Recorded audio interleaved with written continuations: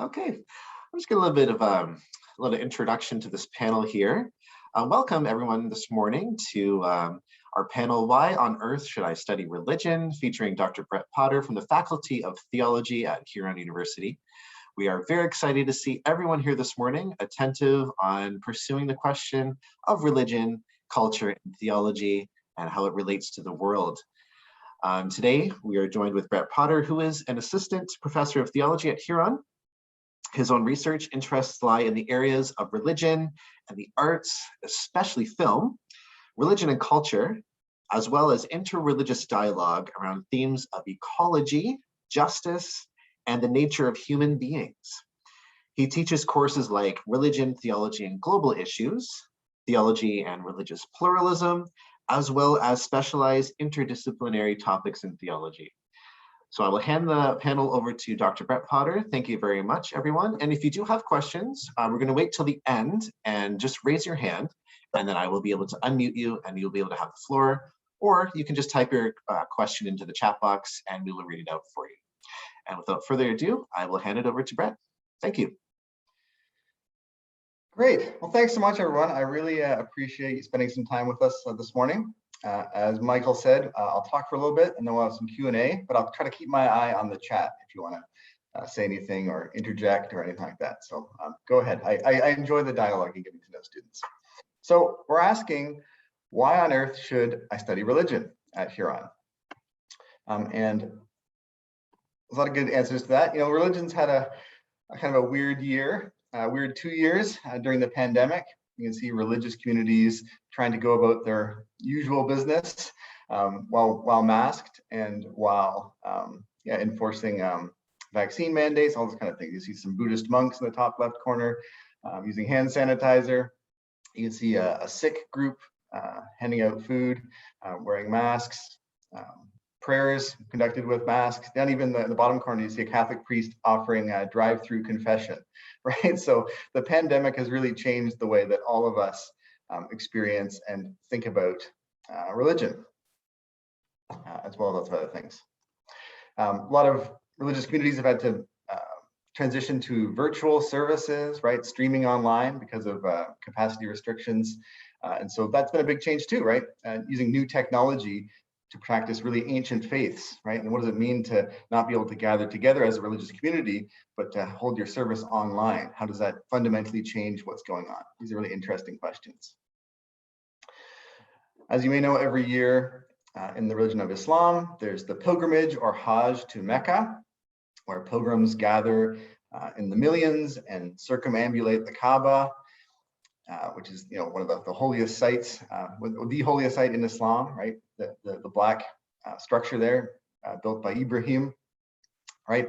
But this past year, a more socially distant Hajj, right? A socially distant pilgrimage, right? So the pandemic has really changed the way that religions have been able to operate, and the sort of normal things that religious communities have done have really been changed by COVID-19. You throw in the mix in our world today, there's climate change, and we've seen the reality of climate change in things like the incredible flooding in British Columbia last week, right? Just a sign of changing times, changing weather patterns, resulting in massive amounts of destruction. And in wildfires, right? And destroying huge areas of land, biodiversity, threats to human settlements too. So the world is changing in a lot of ways, and COVID-19 and climate change are just two of the big crises facing our planet at the moment. You might even think, oh no, we're living in some kind of apocalyptic times, right? The end is near, right? Things are changing, the forests are on fire, the seas are drying up, and we're worried about what might come next and what kind of horrors might confront us. But don't worry, it's not the end of the world, right? The world's not coming to an end. Lots of things are changing. But with all these things in mind and these big changes happening around our world, it's an excellent time for us to consider taking a course in religion. And what I'm going to try to share with you today is reasons why understanding religion might help us understand our world a bit better. Right? We only have one planet. We all live on it. We share it. And religion is one perspective, one way that people have tried to understand our place in the world. So I thought I'd do something a little fun. Just have a quick poll here. So I've got a link here. I'm going to put it in the chat as well. What I'd like you to do is go to this link or go to the website I've listed and enter it in. And it's an anonymous poll. Anonymous poll. How important is religion to you? So let's have a look at what you say. Hopefully the tech side this all works. Let's see here. I'll share this.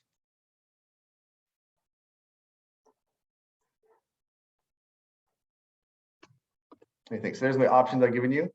So option 1, religion is my life. Option 2, religion ruins everything. It's somewhat important to me. I consider myself spiritual, not religious. I'm not even sure what the word means. What is religion? What that's all about? I'll give you a minute to fill those in. It takes a minute as you click on the link.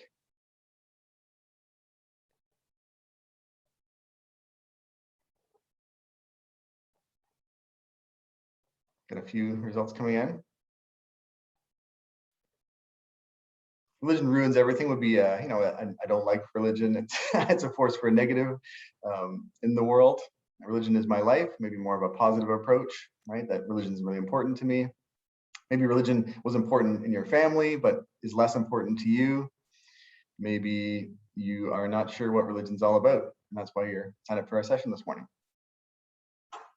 Interesting. So we see the votes coming in.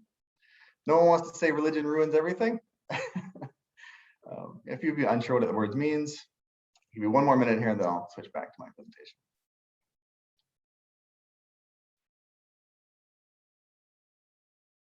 Interesting.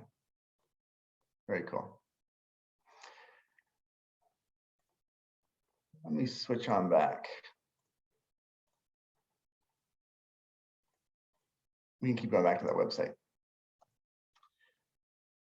As I said, this is a diverse community at Huron. And so some of you may be religious. You might belong to a particular faith, right? The traditional faith of your family or a faith that's associated with a particular culture. Others of you might have no experience at all with religion or view religion in a negative light. Some of you might have a dual religious belonging. For example, one of your parents is Catholic and the other parent is Hindu, and so you feel equally at home in both of those worlds.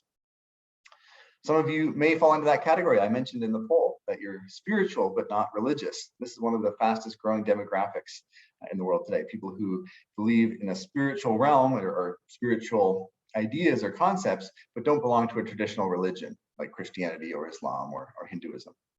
And something I really want to affirm is that all of you are equally welcome in our religion courses. Huron is a progressive, inclusive, and open place to critically investigate religion. So what that means is whether you have faith or have no faith or are a little interested in religion or are not even sure what it's all about, you're welcome in our classrooms. You're welcome in my class because we're exploring these themes together. It's not about getting the answers right or pushing some particular idea. It's about exploring these issues together. If you have any questions, make sure to put them in the chat. For millions of people around the world, religion helps them make sense of their lives, right? So that's one reason why it's so important. And these are big questions, questions about ultimate meaning, questions about the future of humanity, right? Are things getting better and better and will keep improving? Or are things headed towards some kind of fiery disaster, a cataclysmic apocalypse? Questions about the nature of the self. What does it mean to be a being in a world of other beings? Questions about God. Is there a God? Are there many gods? Is there something like the Force in Star Wars, right? What kind of things can we say about the divine or what's beyond us? And questions about how to live a good life. What are the right things to do? What's the way I should conduct my life? But religion is not just about ideas. It's also about practices. It's about rituals, right? Ways of moving your body, about prayer, about material objects, about music. And I've written here, the way people experience religion is rarely just about abstract ideas and concepts, but through food and festivals, ways of dressing and dancing, singing, chanting, lighting candles, pilgrimages and meditation, kissing, touching, washing, kneeling, living in community, or just feeling the sun on your face on a cold winter day. right? These are all the different kinds of things that we could think of as the way people experience or express religion. It's not just about your belief in God or disbelief in God, but it's about practices, the rituals, the meals, the prayers that people do in their lives to give life meaning. When we do talk about religion, we're often talking about some of the larger world religions. You can always put in the chat if you know what some of these ones are, but we've got Islam, obviously one of the biggest religions in the world. Up in the top left, Christianity, the largest religion in the world, probably about 2 billion people out of the 7 billion people on earth call themselves Christians in some form. Judaism, this ancient religion that's persisted from the ancient world to today. Hinduism, which is associated with India, so it's an ancient religious tradition as well, up in the top right, this giant statue of the god Ganesh. Buddhism, this path of enlightenment with the Buddha, and a way of rethinking the self and its relationship to the world. So we're talking about religions, we're talking about these world religions, but there's so many other smaller religions as well. New religions are being formed every day. People are finding new ways of belonging and creating meaning. And so, yeah, religion's a really dynamic and exciting category because it's so fluid and so creative. In Canada, we have a pluralistic society because there's people here from many different cultural backgrounds, and many of those groups practice different types of religions. So even in my classes that I've taught, I have people coming from all around the world. I've taught students of all different faiths. And anywhere you go in Canada, you're going to be in an interfaith setting. If you're in your workplace, in a school, in a hospital, in a law court, in government, or even just within your neighborhood, you're going to come into contact with people of different religions. And so it's important to know what religion's all about because it just helps you relate to people. It helps you understand people better, what gives their life meaning, what's most important to them, what rituals and traditions they observe. So I've written here, studying religion is useful for business, for politics, for global studies, for medicine, in any field where you're going to encounter other living, breathing human beings. Religion is important.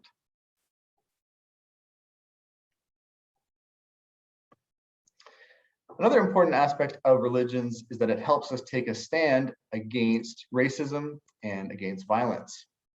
Unfortunately, there's a lot of misconceptions in the world today about particular religious groups and particular ethnic groups. Think about Islamophobia, the suspicion that people have against Islamic individuals and communities and how that's expressed in violence towards them. So understanding Islam, understanding religion helps us counteract that violence, counteract Islamophobia. Same thing with anti-Semitism, which is violence against the Jewish community. And so understanding Judaism better helps us open up dialogues about why Jewish people have been persecuted through the years and how we can understand their culture and their beliefs. So I think a course in religion is a great idea for anyone because it helps us take a stand against forms of hatred. And I think that's something we really need in Canada.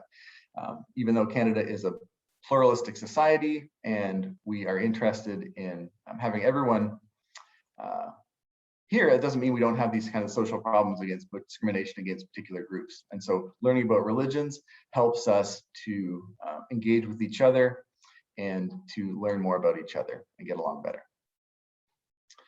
Religion helps us understand questions about religious freedom. There's lots of debates in Canada, especially in Quebec, about headscarves or the hijab, wearing it in public.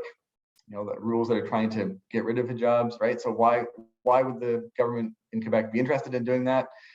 What are sort of the debates, legal, philosophical, about that? How can we, as a society, reject Islamophobia? So these are all things that we can look at and understand better through religious studies courses. Looking around the world, we can look at patterns of migration. This is the Rohingya people from Myanmar. It's a Muslim ethnic minority in the country, and they've experienced tremendous persecution at the hands of the Buddhist majority. So it'll help us understand why this is happening, why this particular group is being targeted, and yeah, what's at stake in studying different religions. We're living through a period of decolonization and the recovery of Indigenous issues around the world, especially here in Canada. I think religion helps us understand this as well, understand Indigenous spiritualities, the beliefs and values of First Nations communities, and how that contributes towards a rethinking of yeah, our history in Canada, rethinking of colonialism and the past, and a rethinking about our relationship to ecology as well. If the earth is sacred, if the earth is full of spiritual power, we're going to want to protect it. And so a lot of the environmental movement makes a lot more sense when we look at it in relation to religion and spirituality. Something I like to talk about in my classes a lot is religious nationalism. This is sort of right-wing alliances between religion and politics, right? Saying, you know, we want our country to be taken back for this religion. Often we'll look at the United States, right, where Donald Trump came to power and took power based on a large proportion of votes from evangelical Christians. So why did Christians vote for Donald Trump? He seemed like an unusual candidate for Christians. You know, why did people see him as God's choice to lead the United States? It has to do with religious nationalism. In the same sense, we look at somewhere like India and look at how religious ideas in that country fuel politics, right? Why is the governing political party there, the BJP, why is it in power, and how is it related to religion? So again, religion helps us understand that as well.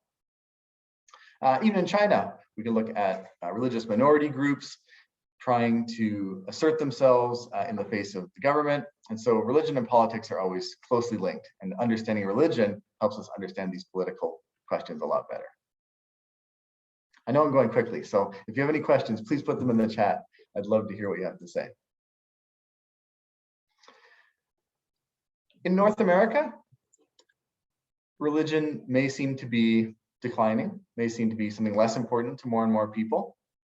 This process is called secularization, and you could track something like that by looking at the number of people who go to religious services each week. You know, you can see it's steadily declining from 1946 down to the present. Less and less people go to a church or to a synagogue or to a mosque each week. You know, younger generations may be less interested in religion than their parents or their grandparents. So that's kind of the situation in Canada or in Europe, where there's a secularization process where religion is becoming less and less important. However, if you look around the world, it's clear that religion is not declining at all. Religion is very much on the rise. And this is an interesting chart, looks at the next 50 years in terms of population. It's estimated that the amount of religious people in the world will go up by huge amounts. Right now in the world, see on the far left, there's about 2 billion Christians in the world. By 2050, there'll probably be about 3 billion.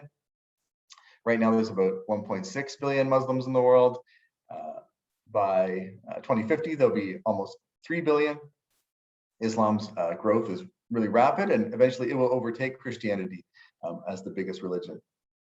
You can see Hinduism, again, it'll go from about 1 billion people to 1.38 billion, right? So religions are growing, right? Even though in North America, religion may be waning in its cultural influence, around the world, religion plays a huge role in people's lives, in particular countries, in particular political alignments. So religion is growing, and if you're going to be a global citizen and someone engaged in the world, you need to understand religion. So I mentioned a few of these things so far. We've talked about global politics, especially right-wing religious nationalism. Talked about history and culture, right? You better understand history and culture by understanding religion.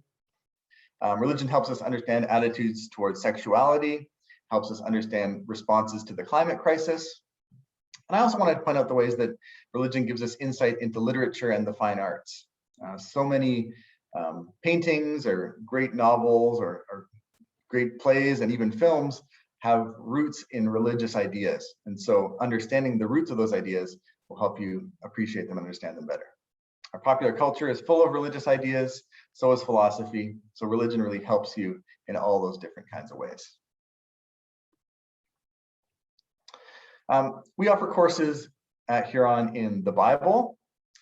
The Bible is an important book for billions of people around the world. It's a complicated book. In fact, the Bible just means the book, basically, but it's really a collection of writings of lots of different books. And even apart from its spiritual significance for many people around the world, the Bible is important as a cultural text, right? It's deeply shaped cultures around the world. And as the Canadian literary theorist Northrop Frye puts it, if you want to understand the canon of Western literature, if you want to understand Dante, Shakespeare, and Milton, if you want to understand popular culture, then you need to understand the language of the Bible. And sort of being familiar with the different books of the Bible, its different themes, what it's all about, is just a really good skill to have in your skill set. We need to read the Bible alongside other classic texts, like the Bhagavad Gita, the Song of the Lord, which is one of the main Hindu religious epics. And what we're interested in is not just what the Bible says, but the ways in which the Bible has been used, right? How has the Bible been used to justify colonization of the Americas? How is the Bible used to justify slavery? But on the other hand, how has the Bible been used to liberate people, or how is it used to change people's minds about social issues? These great stories are fascinating, and these are stories that have amazing resonances in art and literature. I've got the Bhagavad Gita over there on the left. It's a story about a prince named Arjuna who has to fight a battle, and he's reluctant to do so. And his charioteer, Krishna, comes to him and counsels him that he has to take his place in the cosmic order of things, right? He has to play his part, to fulfill his dharma. And at the end of the story, spoiler alert, it turns out that Krishna is actually the god Vishnu, right? So it's a powerful story about, taking your place, playing your role, becoming the hero. It's an influential story, and it plays out in films, in novels, in comic books, right? Telling the story. It's a great story. And similarly, on the right, I've got the story of Abraham, or Ibrahim, the story that's foundational to Judaism, to Christianity, and to Islam. You might say, what's going on in this story? It looks like someone's about to get stabbed or beheaded, right? But it's a story about Abraham being called to sacrifice his son, right? And it's almost a test from God, right? So this ultimate test: will your faith in God push you to take the ultimate step? And it's a weird story. It's a strange story, and yet it's looked at from multiple different angles in these different religions, right? Christians and Muslims have different ideas about who the son is. There's different ideas about what happens. Oh, and spoiler alert, he doesn't kill his son. A sheep shows up. See the sheep on the far right on the mountain? So he doesn't have to kill his son in the end, which is a good thing. If you have questions about that, you can put it in the chat. So we have Bible courses in the Hebrew Bible, so the part of the Bible that's written in Hebrew, as well as parts of the Bible that are written in Greek, which is the New Testament. And we'll answer questions like, what is the Bible? When was it written and compiled? Who wrote it? Has its content changed over time, or has it changed in translation? What did the text mean in their original historical context when they were being written?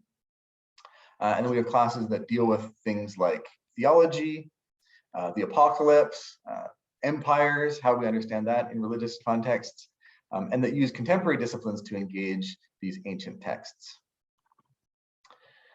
Huron also has an amazing program in Islamic studies, and so you can take courses about Islam. I think it's vital for the world today. I'd encourage everyone to do one Christian religion course, one Islamic religion course.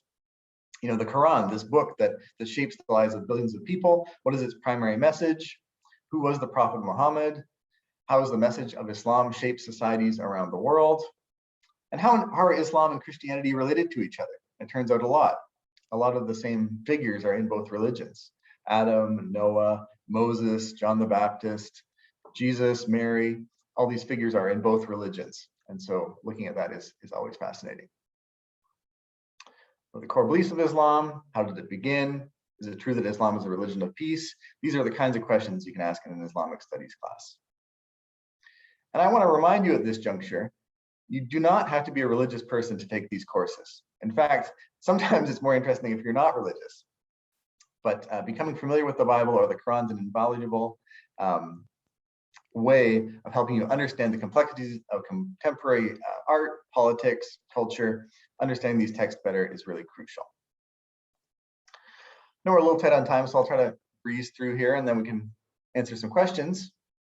We have world religions courses, so classes like living religions, which will bring you into contact with lots of different religions: Judaism, Sikhism, Buddhism, Hinduism, Taoism. I teach a course called Religion, Theology, and Global Issues. It looks at the intersection of religion with the major issues facing the world today. I've listed some of those issues there, right? So these main political ideas or social ideas, how do they intersect contemporary religion? The religion courses are housed in the Faculty of Theology. The word theology simply means words about God. Theos means God in Greek. And so theology is words about God, or God talk, basically. And so the Faculty of Theology offers courses in theology, in ethics, in history, in languages like Greek, Hebrew, and Arabic, sacred texts like the Bible and the Quran, and the comparative study of religions. So as Michael said, next semester I'm teaching theology and religious pluralism. So multiple religions in contact with each other. We have these real strengths in Christian and Islamic studies supported by expert faculty. And as always at Huron, small class sizes mean you need to get to know your professors, right? I can really get to know my students. My students this semester are fantastic. I told them I was talking to all of you today. And yeah, we have a great time just sharing and thinking critically and exploring ideas in new kinds of ways. So to sum up, taking a theology or religion course can help you think in a broader, more integrative way about the world and our place in it. And a better understanding of religion will help you understand people.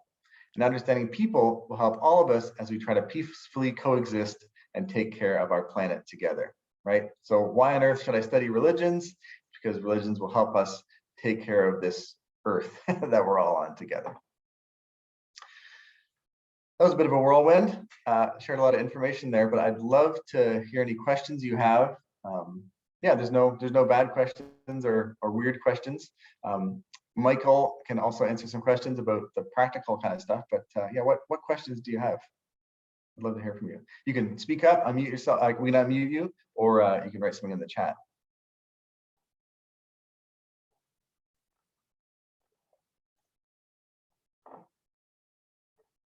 Nem says thank you. Thank you. I hope it's informative. I know you're doing a lot of different sessions and different disciplines and trying to get a handle on them. Some of the main things I can emphasize are that, yeah, it's a really welcoming space in the classroom to ask questions. If you're a person of faith, you won't feel out of place. If you're a person of no faith, you won't feel out of place. Everyone's really welcome in the classroom to be able to share ideas, to dialogue. We don't ever settle anything. We discuss, we debate sometimes, and we come to a deeper understanding.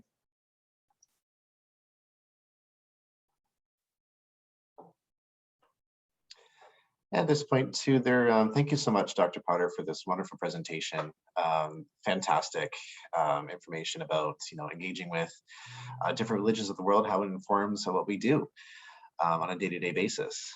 At this point, there is a virtual tour happening at 11 a.m. this morning, so that over time. However, encourage you to, if you want to stay and chat, that's great for a couple minutes, or if you want to grab a virtual tour, I also encourage everyone who wants to see a little bit of Huron's campus over Zoom to go over there as well. And I believe the link is on the virtual website there. So I'll leave the floor open. And again, if you'd like to go to the virtual tour, that's cool. And if you'd like to stay and chat with us, that's also great too. Thanks so much, everyone.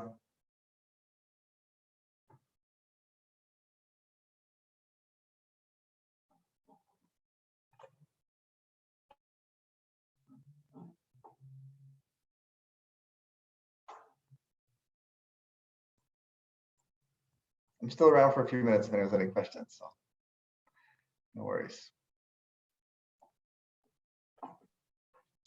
Afua, did you have a question for us today, or?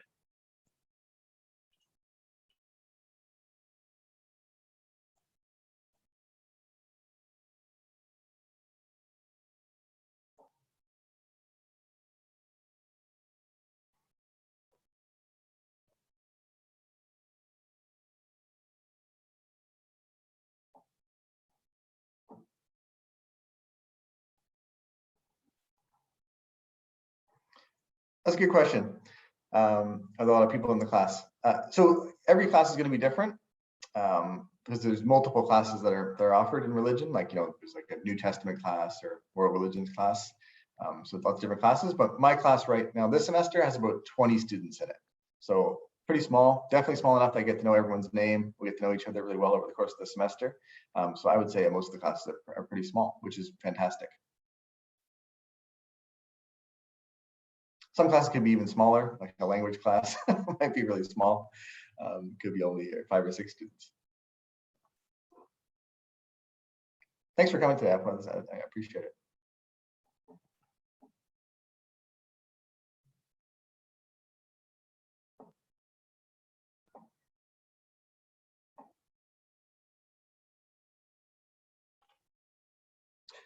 Okay, and that concludes the religion and culture section for today. Thank you so much for listening in, tuning in from wherever you are, internationally, domestically. I'm happy to have you have your interest in Huron for the fall semester of 2022. Look forward to seeing you. And if you have any questions, please direct them to Dr. Brett Potter. If you have any more administrative questions, direct them to myself, Michael Bodkin, and you can find our contact information readily on Huron's website. Thank you so much, everyone, and we should see you soon.